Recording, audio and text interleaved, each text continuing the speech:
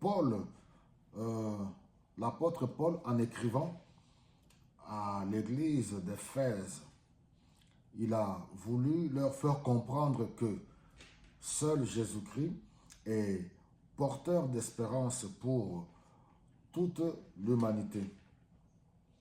Alors, le but de sa lettre, c'était, entre autres, pour encourager et conseiller les chrétiens, les croyants dans leur vie au quotidien avec le Seigneur, et que ça ne servait pas à créer des murs de séparation entre juifs et les non-juifs.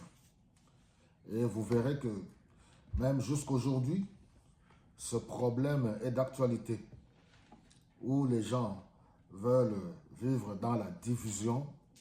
Les gens vivent dans la division, où chacun tire le drap de son côté en brandissant leur appartenance religieuse.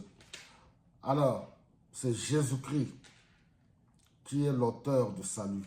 Et cela est très très important. Donc, en d'autres termes, le mystère de Dieu, parce que c'est de cela qu'il parle au chapitre 3. Au chapitre 3, on peut prendre les 13 premiers versets. C'est là que Paul leur explique.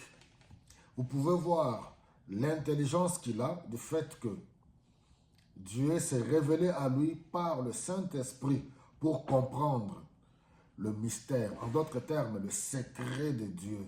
Le secret de Dieu, c'est que ce soit les païens, c'est-à-dire les non-juifs, et les juifs eux-mêmes, tous, ils sont héritiers des promesses que Dieu fait en Jésus-Christ.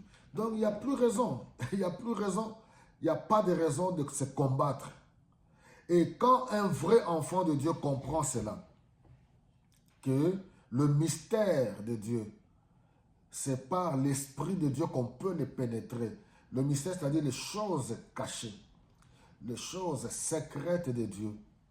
Ce n'est pas les religions, ce n'est pas les coutumes, les traditions qui peuvent nous aider à le comprendre. Et vous le savez, dans toutes mes exhortations, j'ai toujours dit, la religion, elle est bonne. Toutes les religions du monde nous aident ou nous poussent à pratiquer le bien, à faire du bien, à faire preuve d'amour envers notre semblable, envers le prochain. C'est pour cela que vous allez voir que c'est Jacques qui dit au premier chapitre, le verset 27, il dit que la religion pure et simple consiste à s'occuper des veuves, des orphelins, c'est-à-dire des nécessités, des gens qui sont dans le besoin, et en s'abstenant de toutes les souillures du monde. Donc la religion pure et simple, c'est faire du bien aux autres. Mais vous allez voir que dans la religion ou dans les religions, la religion est dépourvue de cette substance du salut. Et c'est toujours maintenant Paul qui explique dans Éphésiens au chapitre 2. Vous allez voir à partir du verset 8 et 9, il dit, si nous sommes sauvés, c'est par la grâce de Dieu, cela ne vient pas de nous. C'est par le moyen de la foi.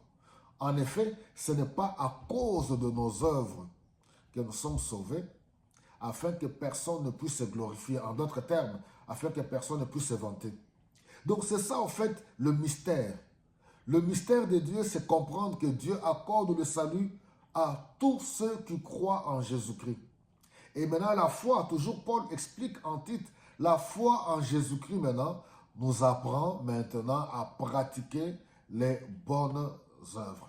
Que le Seigneur vous bénisse abondamment.